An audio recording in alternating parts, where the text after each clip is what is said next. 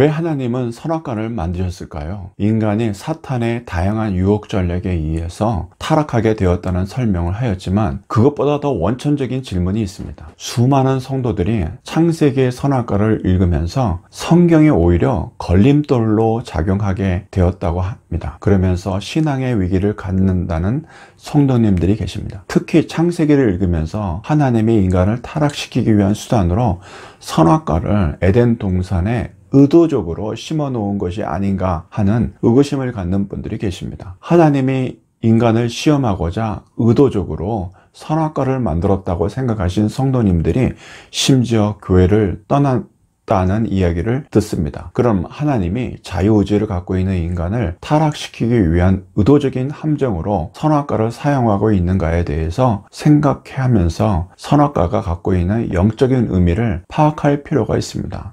선악과를 따먹지 말라는 명령은 하나님께서 에덴 동산에서 인간에게 주신 첫 번째 명령이요, 첫 번째 율법이었습니다. 율법이 출애굽기와 레위기에만 있다고 생각하시는 성도님들이 계신데 창세기에도 하나님께서 주신 첫 번째 명령이요, 첫 번째 율법이 있습니다. 하나님의 계시로 쓴 십계명은 이스라엘 민족을 거룩한 하나님 백성으로 나아가기 위한 율법이었지만 십계명을 안 지켰다고 하더라도 하나님께서 죽인다는 말씀을 하지 않으셨습니다. 그러나 선악과를 따먹으면 죽는다는 율법은 인간 생명의 존재라고 할 수 있습니다. 하나님의 명령에 순종하지 못한 인간은 먼저 불순종이라고 하는 죄에 빠지게 되었습니다. 이 불순종의 죄는 하나님과의 관계를 단절시키게 되고 바로 인간의 영생이 불가능하게 만들었습니다. 선악과를 따먹는 행동에 불순종이라고 하는 죄 이외에도 하나님과 같이 되고 싶어하는 인간의 욕망이 숨겨져 있습니다. 인간이 선과 악을 자기 나름대로, 자기 소견대로, 자기 편리주의로 판단하게 되므로 하나님의 판단보다 인간의 판단을 우선시하는 모습을 보게 됩니다. 선악과를 따먹으면 뱀이 말한 것처럼 인간이 자기의 기준에 맞게 선악을 알 수 있게 된다는 것을 의미하게 됩니다. 과연 인간이 선과 악을 판단할 수 있는 능력이 있을까요?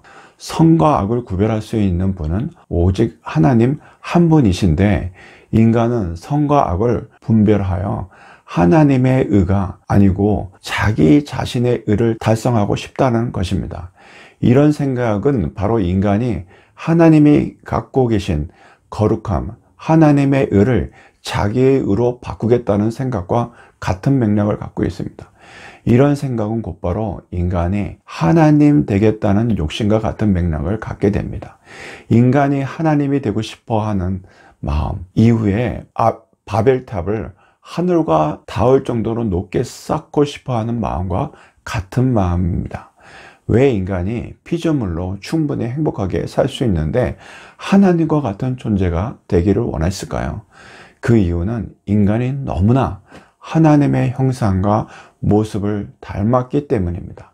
인간이 자신을 피조물이라는 생각을 버리면 하나님과 정확히 같아지게 되기 때문입니다.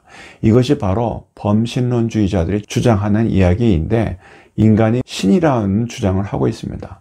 세 번째로 선악과의 율법은 바로 하나님이 창조주이시고 인간은 피조물이라고 하는 것을 인정하라는 말씀으로 해석됩니다.